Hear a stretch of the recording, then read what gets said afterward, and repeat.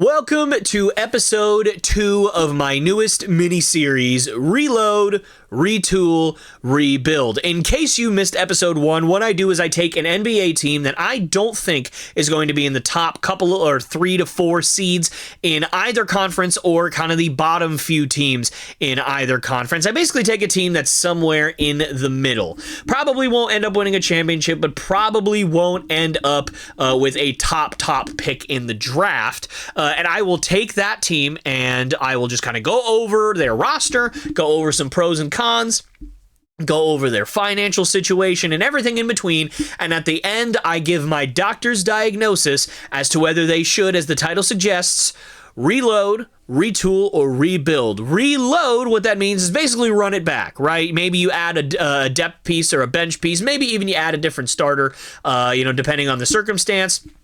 But that's basically it. You're basically bringing the exact same core back next year, just trying to reload and do it again. Retool means you may keep some of your core or most of your core even, and then you're swapping out a whole bunch of other pieces. A good example of that would be something like what the Philadelphia 76ers did this year. Obviously, their core mainly consisted of Joel Embiid, Tobias Harris, Tyrese Maxey, right? That's kind of your main core. Obviously, James Harden before the season, and then, during and after the season, they traded away James Harden, they let Tobias Harris walk in free agency, and they got Paul George. So that's more of a retool.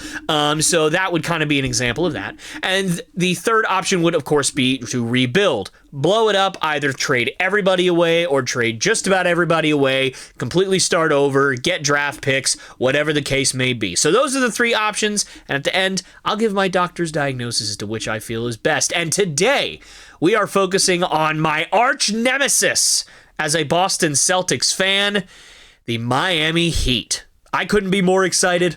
Let's jump right in. So first things first, let's basically meet your Miami Heat. Let's see what they've got going on down in the 305. Really the only true point guard on the roster that's on an actual contract that's not like a two-way or Exhibit 10 or something like that is Terry Rozier. Now, Terry Rozier, I don't remember what the exact injury was that he sustained last year, but he's coming off a pretty severe injury. So I think it might have been something with his neck. I can't exactly remember. But regardless, Terry Rozier is really, really important to the Miami Heat this year. We got to see how good he was going to be in Miami in the kind of little bits and pieces that he did end up playing, but he famously really struggled out of the gate in Miami, and kind of right when he was starting to get his groove is when he ended up getting injured. Now, obviously, that's an unfortunate situation. Hopefully, he will be better for them this year, but right now, looking up and down the roster, there is not a pure point guard that is behind him. Now, that can be a bit misleading based on the other guys on the roster, but as of right now, what I'm looking at doesn't really look like they have a true solid backup one, unlike what you saw with the Phoenix Suns in episode 1. The reason I said that it's misleading is because oftentimes you're going to see Tyler Hero operating as the primary ball handler on the court. So usually it's not even Terry Rozier that's going to be the primary ball handler. Most of the time it is going to be Tyler Hero or maybe even Jimmy Butler, but we'll get to him a little bit later. So when Terry Rozier goes to the bench, Tyler Hero is most likely still going to be out there. And so you're always going to have some kind of primary ball handler on the floor as long as Tyler Hero and Terry Rozier's bench minutes kind of alternate. But on the off chance that you don't do that, Josh Richardson possibly could run a little bit of point, maybe even Duncan Robinson a little bit, and then obviously, as I mentioned, Jimmy Butler. So let's go over everybody. Obviously, the aforementioned Tyler Hero. He is arguably the best pure scorer on the team. Now, obviously, Bam Adebayo has improved in the scoring department over the last couple of years. He's even stepped out and shot some threes, but Tyler Hero is offensively the most talented player on this team, and I'm not even really sure it's close. The only reason I'm hesitating to say that it's close is because of Jimmy Butler. When he is at his best, he is pretty unguardable. So, but Tyler Hero, he needs to take a step up. I saw an article, I think it was an ESPN article the other day, that labeled him as the 21st best third option in the NBA, which I thought was absolutely wildly disrespectful. And that's coming from somebody that was, I can't stand the Miami Heat. I cannot stand them at all. And I even thought that was absolutely absurd and ridiculous to think that there are 20 number 3 options that are better than Tyler Hero. It's an absurd statement no matter how you look at it. But regardless, Tyler Hero is very, very good, usually averages around 21 points per game. Obviously, we've kind of been waiting for him to take that next step up into being, a 25-point-per-game scorer, but his efficiency just has not really gotten a whole lot better. It's gotten incrementally better by kind of tiny increments, but not really that big leap that we were all looking for. Who knows? Maybe 2024, 2025 is that year. The aforementioned Josh Richardson, he played a big role for them last year off the bench, and then he unfortunately went down with a season-ending injury again. I'm not going to be able to keep all the injuries specifics straight, but I think he separated his shoulder, I want to say, or dislocated his elbow or something like that. I think it was separated shoulder. So he will be coming back this year, and he will most likely resume right where he left off of being, that 7th or 8th guy off the bench. And by 7th or 8th guy, I mean on the whole roster, not the top 5, and then he's like guy 13. No, he's probably the 7th or 8th guy on this team. Duncan Robinson, we all know Duncan Robinson. Some of us love Duncan Robinson. Some of us hate Duncan Robinson. Some of us don't care.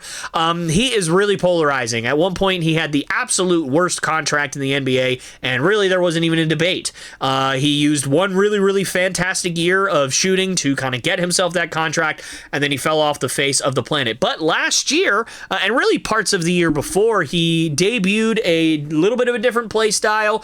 He's still really, really good at shooting those spot-up threes and moving threes around screens, but he also now can, drive to the lane a little bit. He's a halfway decent cutter, off-ball movement and everything like that. So he's getting better in those areas, and if he can add in those areas, then he's actually going to be, I think, a fairly decent role player for them. He is just kind of behind some guys right now in Tyler Hero and Josh Richardson that are going to eat up a lot of those minutes. So he may only get 5 to 7 minutes a night, but if he can be effective in those 5 to 7 minutes, that's really all you need. And then Pele Larson, he was the 2nd-round pick for the Miami Heat this past draft. I'm having a hard time remembering where they drafted him from. I don't exactly remember that, so I do apologize. But regardless, he is probably most famous. Summer League kind of has like sudden death rules in overtime at a certain point, and Pele Larson hit the game-winning shot in the finals of the Summer League to have the Heat actually win Summer League. So a nice big moment for him, and so that's awesome. I'm really, really happy that he was able to get that moment, because it must feel really good to come in as a rookie and hit a game-winning shot like that in a championship game, even if it is just Summer League. That is still a really cool moment for him. So 6'6", pretty good size. He's anywhere from a 2 to a 3. I think he's more of a natural 2, so I put him in this category, but he could very well be a 3 by the end of the year, just depending on how he ends up shaking out. But I think he actually has some reasonably good potential. I think that obviously he's got NBA size. He's a pretty decent driver.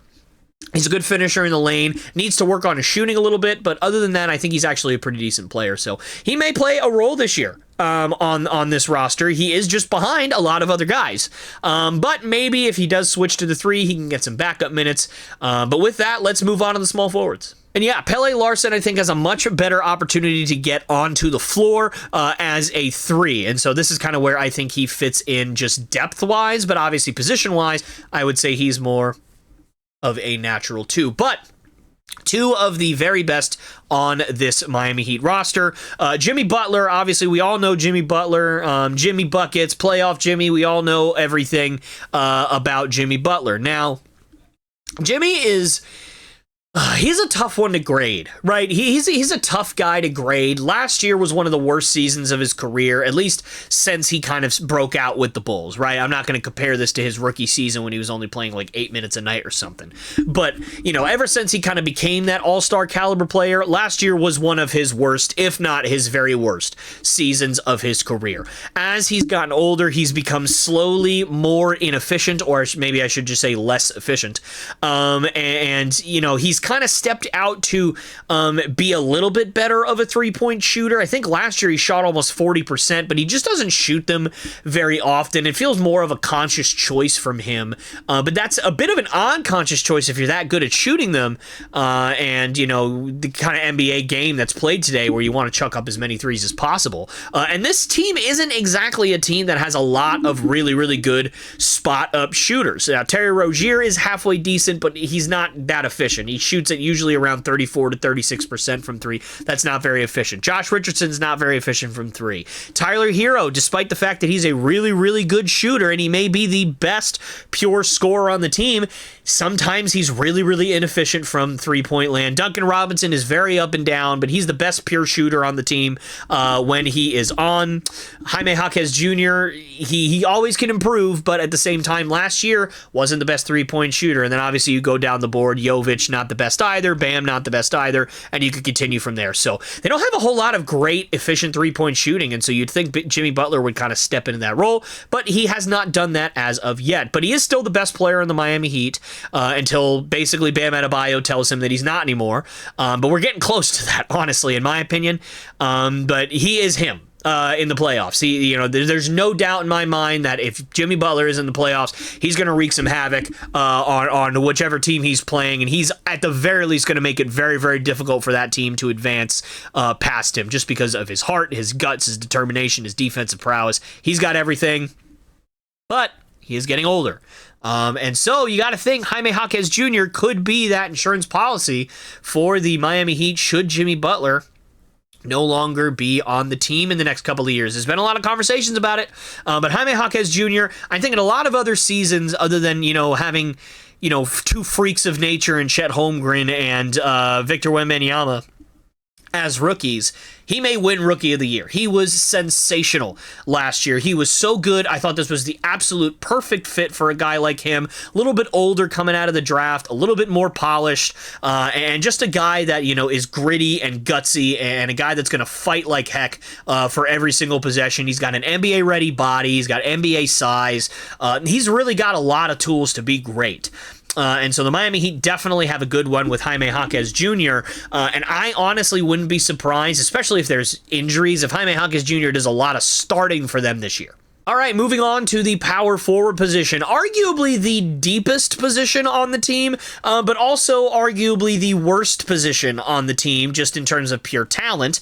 But that's not to say that they don't have some good talent at this position. Nikola Jovic, very, very young. I do still believe he's only 21 years old. He did really, really well, stepped up and played a lot last year, especially with all of the injuries. He was one of the more durable players on the team last year, even though, quite frankly, that's not necessarily saying a whole lot, but regardless, he did very, very well. He struggled a little bit in the playoffs, but he still did hit some big shots for them, towards the end of the regular season and even in the playoffs in limited minutes and limited time against the Celtics. He needs to improve defensively, and he also needs to kind of realize how big he is. Oftentimes last year, I did notice, especially when they would play the Celtics. Now, granted, the Celtics are a little bit different because Drew Holiday's their point guard or their two guard, and he kind of guards 1 through 5. So it's a little different, but I did even see, certain other teams like the Pelicans when they played against them, guys that are much smaller than him would be guarding him because they weren't necessarily afraid of him posting up or him getting past them on a drive. So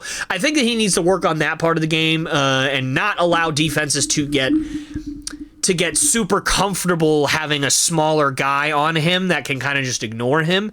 And then Haywood Highsmith, this guy's been there for a few years. Again, he stepped up big time. I think he's going to get, another guy that's going to get 12 to 15 minutes a night on this team coming off the bench, and another guy who I think is going to inevitably get some starts for them when some of your starters need rest or when there's inevitably injuries or whatever the case may be.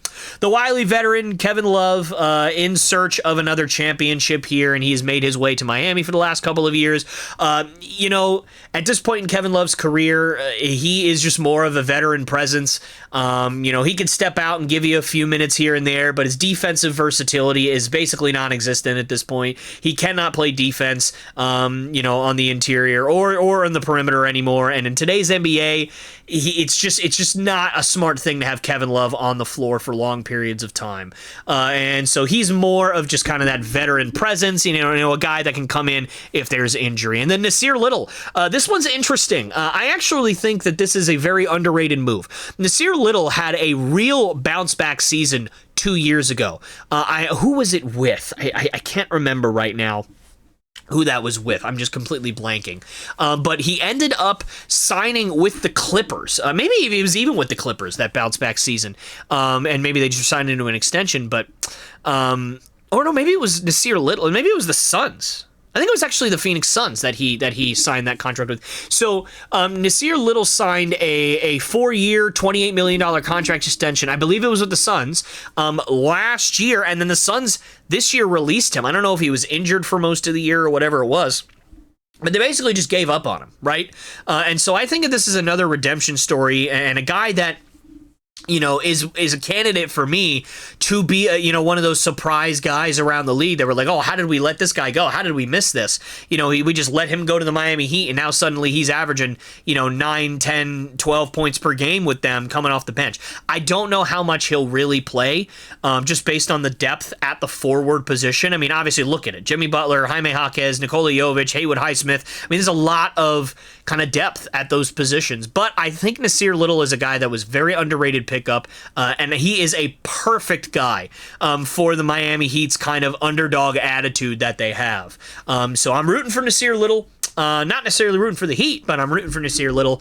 And with that, let's move on to the big guys. All right, so this was the biggest position of contention last year. So last year, basically, the centers were Bam Adebayo, Thomas Bryant, and then maybe Kevin Love a little bit at that 5, and then Orlando Robinson, who I believe is with the Sacramento Kings now, if I remember correctly, but I could be wrong there.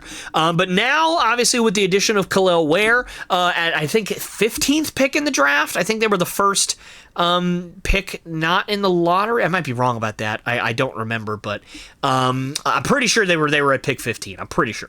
But either way, right outside the lottery, they took him, and I think that's a really, really, really good pickup for them, because now you have a guy that can actually come in and be a reasonably versatile defender, unlike what Thomas Bryant was last year. Thomas Bryant wasn't even playing in the playoffs, so it was basically Bam Adebayo basically at center for 48 minutes. That's essentially or 45 minutes, and then 3 minutes of Thomas Bryant, or 1 minute of Thomas Bryant and 2 minutes of Kevin Love, and that was about it. That there wasn't really a whole lot of depth there, but this year they have it. But let's talk about Bam Adebayo. Honestly, I know I said earlier that Jimmy Butler is kind of the consensus best player on the Miami Heat until Bam Adebayo says that he's not anymore. I think this might be the year that Bam Adebayo says he's not anymore, because Bam Adebayo is one of those guys that is so underappreciated by the common NBA fan, and especially like people on the Celtics, or not necessarily people on the Celtics, people that are fans of the Celtics. Oftentimes we just hate the guy, right? Because he's just been a thorn in our side for so many years. But honestly, he makes a case for being the best defender in the NBA, at the very least at the center position. Now, it's not necessarily interior-wise. There are guys that are better than him at that. Obviously, your Rudy Gobert, your Victor Wembanyama's, and the like. But he is a guy, he's one of the only centers that can legitimately guard 1 through 5 and be an all-NBA defender at all 5 of those kind of positions. Like, he can guard point guard through center, and he will be an all-world defender guarding every single one of them. So there's not a single person in the NBA that Bam Adebayo can't guard, in my opinion. He's one of the few guys that I would feel comfortable leaving on an island with somebody like Giannis, and not feel like you're going to give up 1 billion points per game to Giannis. So he is just so good, especially defensively, and he just keeps getting better offensively every single season. So is this the year that Bam kind of takes that lead step forward and averages 25 a night? He averaged 20 a night last year. I'm not saying it's super likely. I'm just saying that it's possible. And then we'll talk about Thomas Bryant, a guy, as a third center, you could do a whole lot worse. He's a fairly solid center. Again, defensive limitations, I would say, is what's kind of holding Thomas Bryant back. But offensively, rebounding wise, he's actually not half bad. So you could do a lot worse as your third center. So I'm excited to see what that group in particular has to offer. And then Khalil Ware, again, as I said, coming off the bench, he'll be the backup center to Bam Adebayo. He'll probably play heavy minutes in certain games where the Heat don't necessarily want to expend a whole lot of energy on their starters.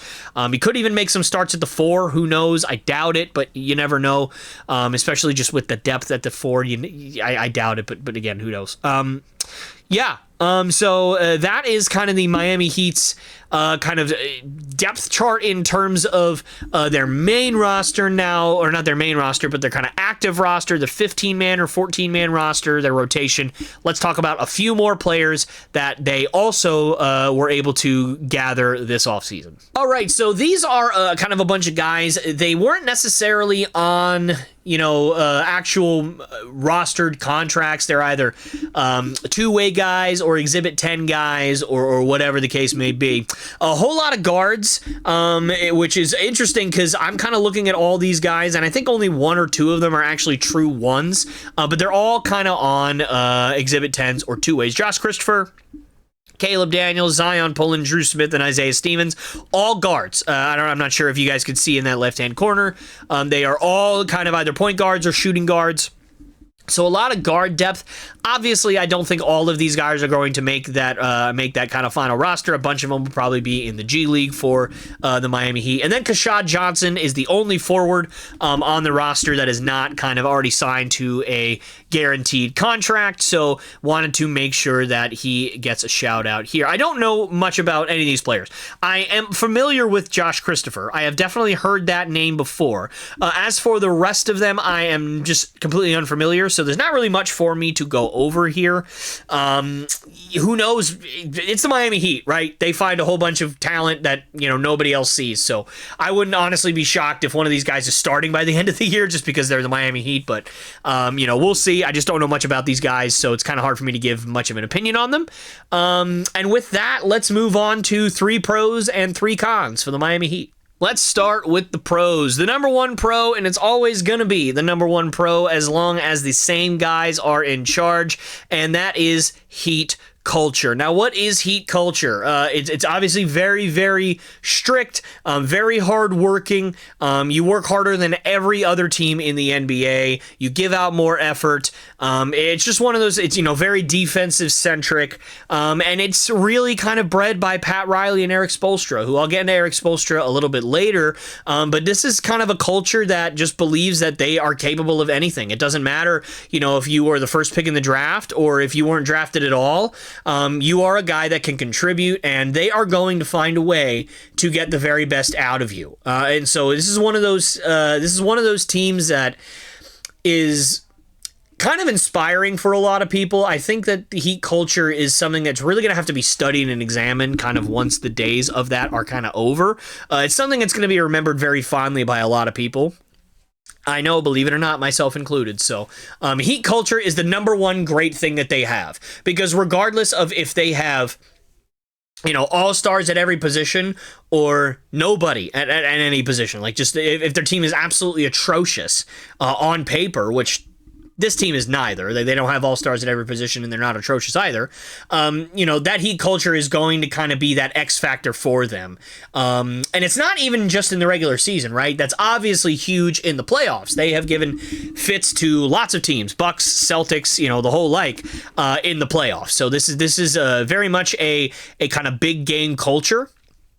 And, it's always going to be their biggest strength as long as the same guys are in charge. All right, pro number 2, we mentioned him at the top, Eric Spoelstra. It's always a pro to have the absolute best coach in all of the sport of basketball.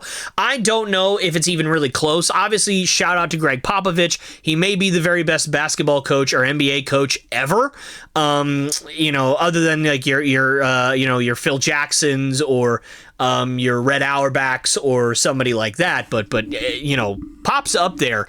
But right now, if I had to pick, gun to my head, best coach in the NBA, it's Eric Spoelstra. The way that he is, the way he gets all these guys to just buy into, again, that Heat culture. And, he always gets the best out of his players. He always seems to be one step ahead of, whoever he's coaching against. And the only limitation that this guy has ever had is the fact that he had kind of a lack of talent for a lot of his coaching tenure. The only real substantive top-end talent that he had was when he coached the Big Three. Now, obviously, that was a huge stretch of a few years, but it was only a few years. And, Spoelstra's been coaching for the last 2 decades, right? And that's only, a 3 to 4 year kind of stretch for that Heat team. And other than that, he's had to piece things together with duct tape oftentimes. Jimmy Butler's obviously been a great player for him.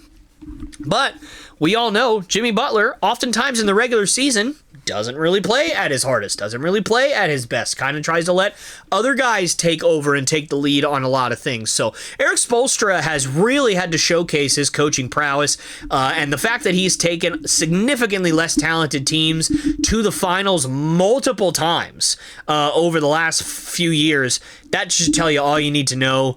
As long as he is in charge of that roster, I will never, ever count them out of winning a championship. And last but not least, your third pro for the Miami Heat is going to be improved depth all across the board. Last year, the Miami Heat went into the season with not a whole lot of depth. Obviously, trading for Terry Rozier was really, really good for their depth at the 1. But this year, as you kind of saw previously when I was going over it, they don't really have a pure number 1 as a backup. So that's really the only kind of main issue that I'm seeing here. But other than that, they have significantly improved their depth. At center, we already talked about it.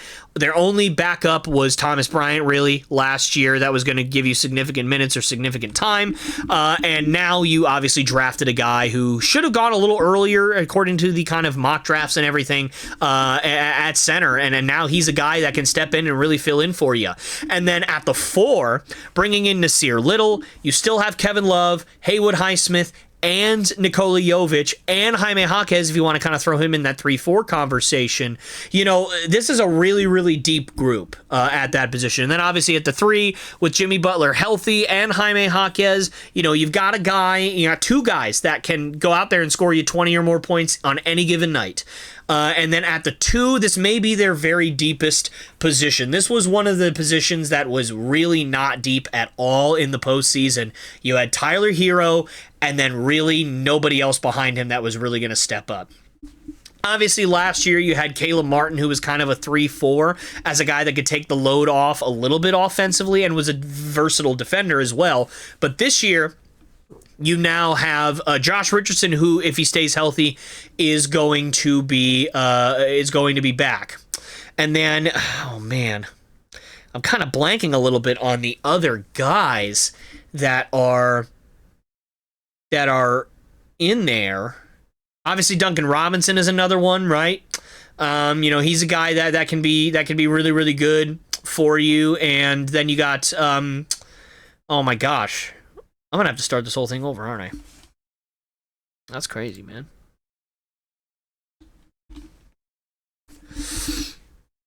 Okay, third pro and last pro for the Miami Heat, at least for the purposes of this video. There's a lot more pros for them, just in general. But, the third pro for this video is improved depth across the board. We already talked about it, really, with the centers. Khalil Ware is going to provide much-needed depth at the center position.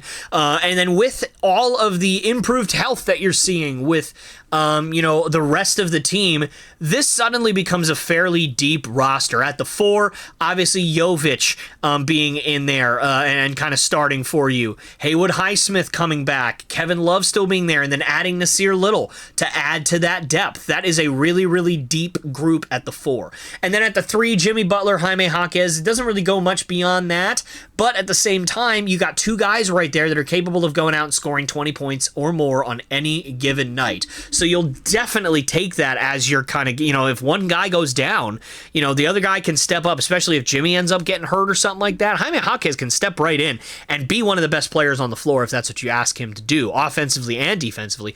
And then at the 2, this is arguably the deepest group of the bunch. Obviously, Tyler Hero is kind of your best 2, although often he's going to kind of play that de facto ball handler 1 position. And then after that, you got Josh Richardson, who, after his injury last year, is looking to bounce back, and he's a really good player player when he's healthy. Duncan Robinson, obviously another pretty good player when he's healthy. And then Pele Larson as well. He may play a decent role. So that's a really deep position. And then obviously Terry Rozier at the 1. Not super deep there.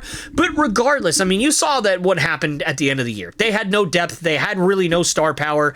It just wasn't anything, to worry about, because Jimmy Butler and a couple of other guys went down. And if that happens this year, obviously they will hurt, but it won't hurt nearly as bad. If Tyler Hero gets injured, they have guys that can step in and be okay. If Terry Rozier gets injured again, they have, Tyler Hero can slide to the 1 and Richardson can slide to the 2. And then you're good to go there. If any of those wings get hurt, you have so much wing depth. Now, if Bam Adebayo needs to rest, or if Thomas Bryant gets hurt or something like that, Khalil Ware is a guy that can step up and be really good.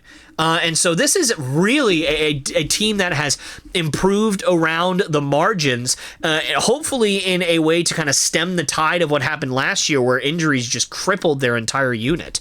But with pros come cons, so let's move on to the negatives. All right, first con for the Miami Heat. They are lagging behind a little bit in top-end talent. Now, hang on, before Miami Heat fans jump down my throat and think that I think that their team stinks, I do not think that their team stinks. When I say top-end talent, I am talking about, guys that are, top 5 or top 10 in the NBA. And I hate to break it to you, Miami Heat fans, in case you're not aware, you do not have a top 10 player in the NBA.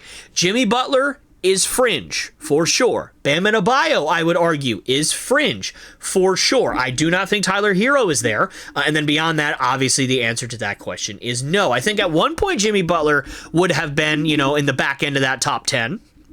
And Bam Adebayo may be about to get to that back end of the top 10, depending on what kind of year he has.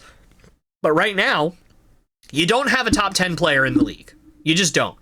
You have a couple of really good players, obviously. I just named a whole bunch of them, but you do not have that top-end talent. Now, that's why you were going to go out and get somebody like a Damian Lillard last year. That's why he was so intrinsically linked to the Miami Heat. 1, they needed a point guard, and 2, they needed top-end talent.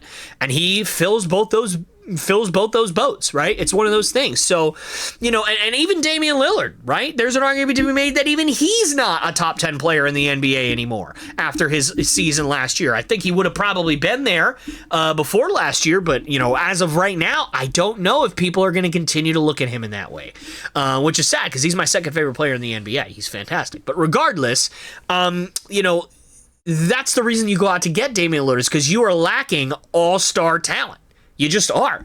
And that really puts you behind the 8 ball, especially when you get to the playoffs. Now, if there's any team that can buck that trend and can say, screw that, I don't care, it's the Miami Heat. Of course, we've seen it every year. But at the same time, they still go into the year at a disadvantage. If they had a player that was a little bit higher in terms of that list, then they would have a lot less trouble in the playoffs. It's just a fact.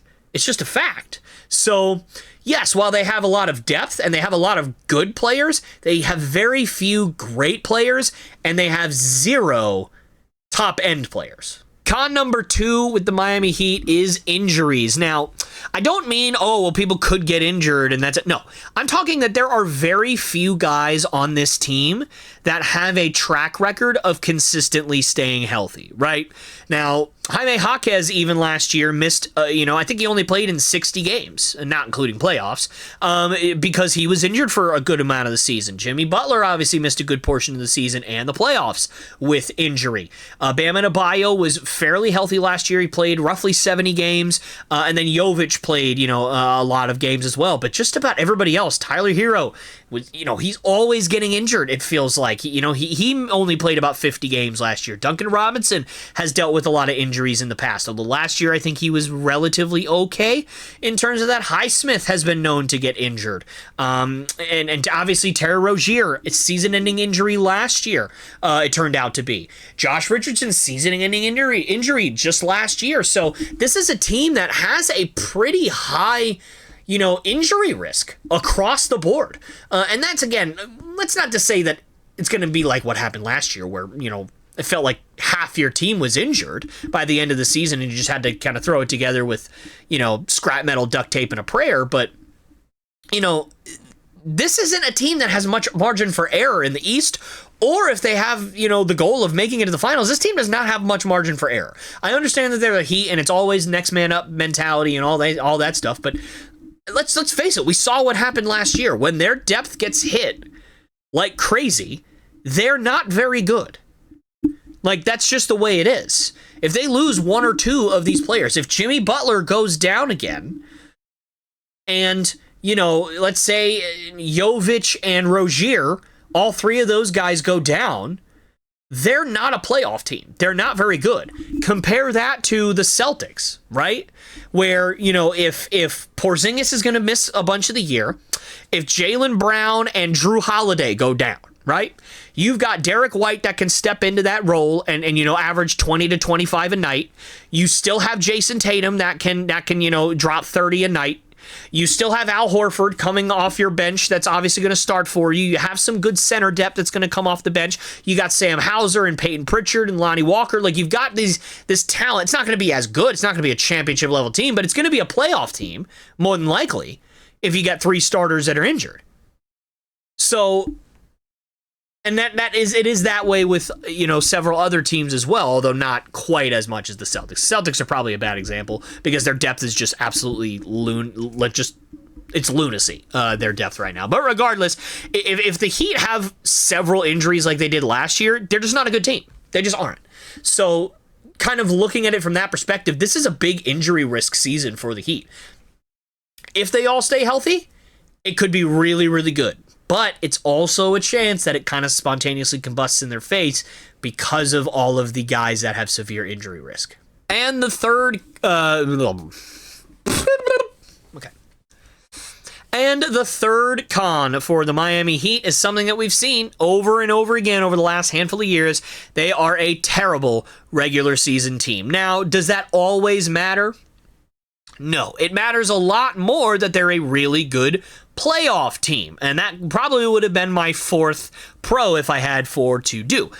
So, this isn't necessarily a death nail, but it is something that really, really makes you wonder what their ceiling is. Obviously, it's really fun to kind of see them be that, kind of play-in team that ends up going to the finals like happened 2 years ago. But the only other times that they really made pushes were when they were the 1 seed or the 2 seed in the East, when they were really, really, really good and they had a lot of depth. And they had that top-end talent when Jimmy Butler was a little bit younger and was a top 10 player, a consensus top 10 player in the NBA. They just don't have that anymore. Jimmy Butler's not the same player that he was 5, 6, 7 years ago. He just isn't. It's just a fact of life. And so, for me, being not so good in the regular season, again, it's not a death nail, but it does make things a lot harder for you. You probably have to, win the play-in tournament. If, not, then you're going to have to, play the 3 seed in the first round if you're the 6 seed in the East. And that's going to be one of the big 3 monsters in the East right now, the Knicks, the Celtics, or the Bucks. It's going to be one of those teams, and any of those 3 are really, really, tough matchups to beat in a 7-game series, right? Especially when you don't have home court advantage, although Miami loses a lot of games at home in the playoffs. Or at least they have in the last few years. So I don't know how much that necessarily matters to them, but it's one of those things where, it just gets a lot harder for you if you're not a great regular season team. You want to be up in those top seeds so that you can have more home cooking, and your travel schedule is not quite as bad, and you might be able to get some rest here and there if you end up taking care of business against some weaker teams that aren't necessarily as experienced. For instance, against somebody like the Pacers or somebody like the Magic or somebody like the Cavs, right? Obviously Donovan Mitchell's had a lot of playoff experience, but outside of that team does not have a lot of playoff experience outside of him. So and then obviously, you got teams that are coming up like, maybe Detroit or whoever like that. It's going to be kind of on the fringes. Toronto, Brooklyn, although Brooklyn's going to be, I think, historically bad this year, so maybe not them. But regardless, this is a team that's just not good in the regular season. Of course. And we all know this. They know this. And it's, a lot of it has to do with Jimmy Butler. And a lot of it has to do with, and this kind of goes in the, the top 2, right? Lagging behind in top end talent and bad regular season team. Their financial situation is pretty bad. It's not as bad as the Phoenix Suns, because I would actually argue that nobody's financial situation is as bad as the Phoenix Suns, because they are way over that second apron. They are by far the most over the second apron. I think by about $10 million they're over that second apron in terms of just salary. That doesn't even factor in like all the taxes on top of that and everything. So the Miami Heat are above that first apron, and I think they've got about $1 million to $1.5 million right underneath that second apron. So they're about to be a second apron team. So basically anybody that they bring in terms of a trade or anything puts them right into that second apron. And they may not even be able to kind of pull off a trade like that. So it's one of those things where they're very, very limited in terms of who they can sign, who they can trade for, and all that good stuff. So that's kind of a bit of an insight on their financial situation, is they are strapped right now with all that, the big contracts on that team. Obviously, Hero is on a max extension or close to it. Jimmy Butler's on a max extension. Bam Adebayo's on a max extension. Duncan Robinson, I still think is making a good amount of money, as well.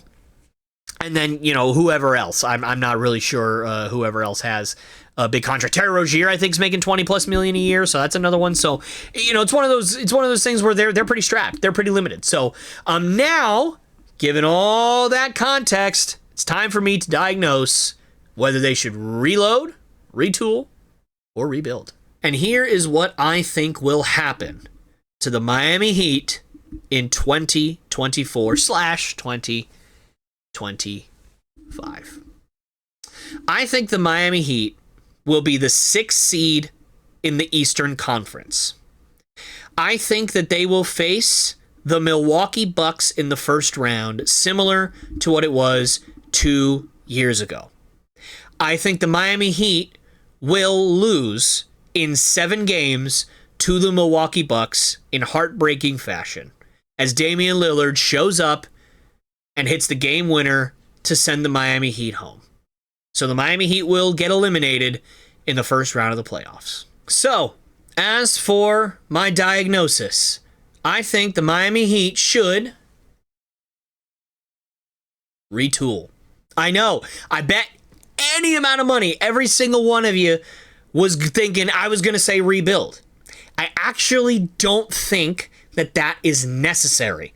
And I'll tell you 2 reasons why. Well, one I'll tell, one I will show. Number 1, I think that to waste Tyler Hero and to waste Bam Adebayo is not necessarily in your team's best interest. I think that at the very least, Bam Adebayo is going to have to stick around. There is absolutely no circumstance in which I would ever trade Bam Adebayo unless it is an absolute emergency situation and he just is completely fed up and he's out of there and he does not want to be in Miami anymore. So it's one of those things where I truly think that Bam Adebayo is going to be a Miami Heat for life. Tyler Hero, I think, is good enough to keep around for now for the rest of his contract. And plus, not really a lot of teams want him right now. So he's a great player that you can keep at a not horrible contract for a little while. So that leaves one stud out of this situation, and that is Jimmy Butler. What do you do with Jimmy Butler? That is my second reason as to why they should retool, and I'm going to take you to that reason right now. This is why I was able to figure out a 3-team trade that I think works out well for all 3 teams, that kind of accelerates all 3 teams in the direction that they want to go, or at least kind of starts that for each one of these 3 teams. And I think it is a good trade for every single team on this list. So let's break it down. Okay, so here is what the Miami Heat, because this is a Miami Heat thing, so I'm going to put heavier emphasis on what the Miami Heat are giving up and what they are getting. So they are giving up Jimmy Butler and Pele Larson. That is it. They are not giving up any picks. They are not giving up any other players. They are not giving up anything else. Jimmy Butler, Pele Larson. That is it. And in return, they get Zach LaVine from the Bulls, Javon Carter from the Bulls, 2 second-round picks, both via Sacramento, but they both come from the Pelicans that they received in another trade. I'm not sure which one.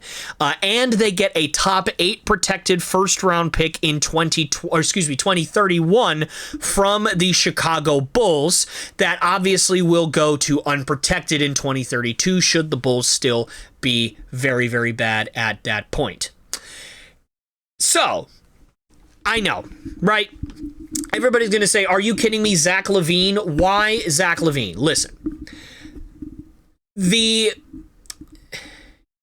it is true that the Miami Heat are kind of starting to get fed up with Jimmy Butler, then they're going to have to get rid of him. They're going to have to, right? Now, you can get a bunch of draft picks, or you can get, maybe a halfway decent player. You may even be able to get Brandon Ingram for him, but the salary is going to be a little bit harder to kind of figure out because, again, both the Pelicans and the Heat are actually in that spot where, that second apron is looming and you can't really add on a lot of salary. So, what I went ahead and did was took care of getting Zach LaVine. Now, obviously, that contract is not good. It's not good. But if that coaching staff, which I believe can take somebody like Zach LaVine and get him to buy in, much like they did to Jimmy Butler. Now, Jimmy Butler was a psycho before he got there. Zach LaVine, not so much. But this is a guy that I actually think can be a guy that can actually go out there and score 25 or 30 points a night for you. Because Zach LaVine has shown the ability to do that. Now, I did just kind of realize as I was talking through here that this would be the second time that Jimmy Butler and Zach LaVine were actually traded for one another. I think. Oh, no, actually, yeah. So, yeah, Zach LaVine was on the Wolves, and then he was traded for Jimmy Butler. So this would be the second time, and I just realized that's actually pretty funny. But I guess it's not necessarily directly because he wasn't on the Pelicans. So, but anyway, regardless, Zach LaVine, you need a guy that's an alpha. You need a guy that's an alpha scorer. And Jimmy Butler, as many things as he is, he's not an alpha scorer. And I think the Miami Heat just need a guy that's going to hit shots. Now, Zach LaVine over the last couple of years has not been great in that area. But I think that if he gets to Miami and he actually buys in and he's out of Chicago and he's in a much better situation fan-wise, money-wise, team-wise, right? A team that actually is going to be competing and has a track record of success and that is solely focused and dedicated on that, I actually think this could work out for him. Because think about this. The two teams that he's been on are the Timberwolves in the 2010s, which they did not give a rip about winning, and the Bulls over the last, 6 years or 5 years or whatever. And they haven't given a rip about winning either. They've been two franchises that haven't done a thing. Now he goes to a place that can.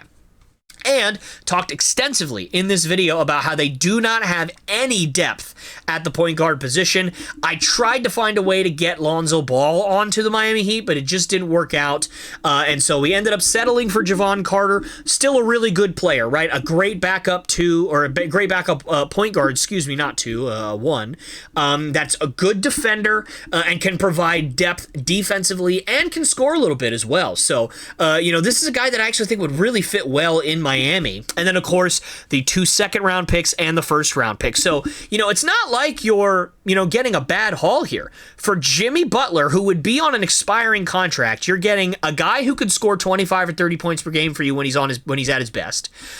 Solving a problem at the backup one, 2 second-round picks, and a first-round pick for a team that has historically been pretty bad over the last 20 years. You could do a lot worse for an expiring, 35-year-old Jimmy Butler. You can do a lot worse.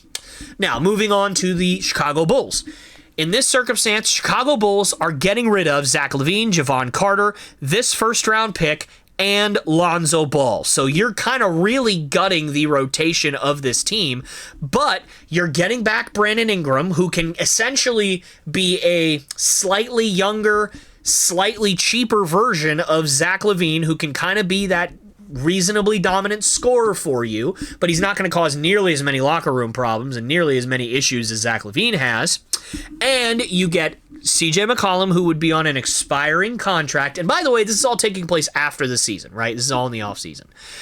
So, you'd probably have to do a sign-and trade. Brandon Ingram would have to sign an extension or have to sign a 1-year deal, or maybe he has a player option, whatever it is, right?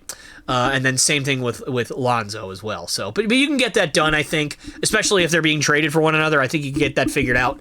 You get CJ McCollum, who you can then flip for more assets if he continues to play well for you, which I think is certainly possible. They have a lot of depth at the 1, and so I would figure that he would kind of step in and be really that 2. Modest Buzelis at the 4.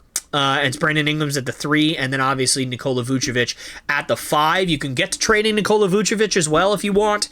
You can get to trading Patrick Williams if that's in your plans. You can get to trading, anybody else on that roster that you don't think is good. You just completely start your rebuild. Now, unfortunately, they don't get any picks in this deal.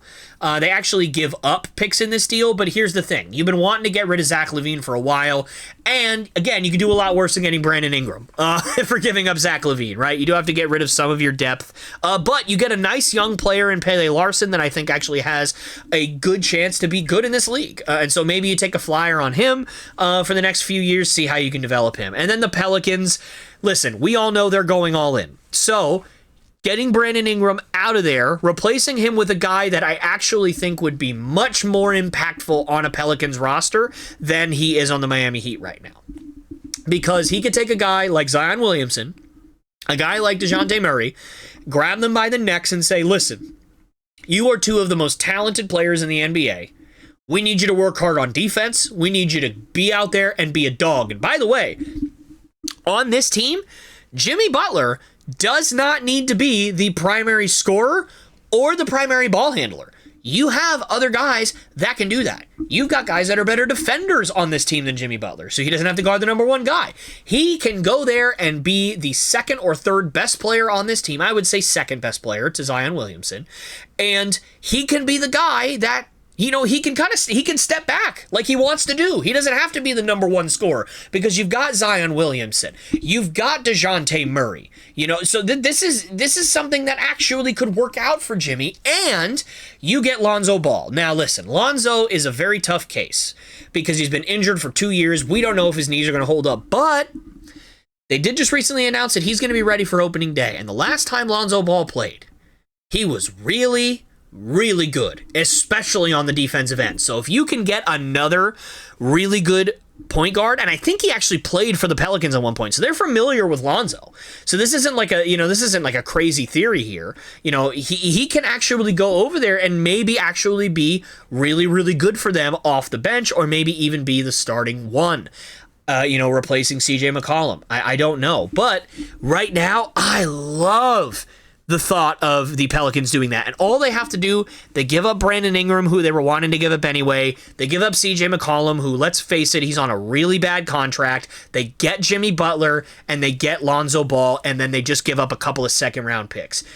To get Jimmy Butler and not give up any 1st-round picks, I think you would certainly take that if you are the Pelicans. I think that this trade benefits everyone. I think the team that gets it the worst is probably the Bulls, but at the same time, you're giving up Zach LaVine, who has been a problem for you the last couple of years, and so honestly, I heard rumors that they were trying to give teams 1st-round picks just to take Zach LaVine, and nobody would take him. So I think that you'd be fine if you were actually able to not only give up Zach LaVine for that first that you were trying to do, but also get Brandon Ingram, CJ McCollum, and a young player in return. I think you'd certainly take that. You just have to give up Lonzo, who hasn't played for you in 2 years anyway. So what do you guys think of this trade? Do you guys think that this would work? Do you guys think this makes sense? Who says no to this trade? I don't know. My guess is the Miami Heat would probably say no to this trade, even though they're going to get a bunch of draft picks in return. But I don't see why the Bulls wouldn't say yes to this, and I certainly don't see why the Pelicans would say no to this. I might have said yes. I don't see why the Bulls would say no to this, and I don't see why the Pelicans would say no to this. I could see the Heat saying no just because the best player you get is Zach LaVine, but who knows? Let me know what you guys think in the comments section below.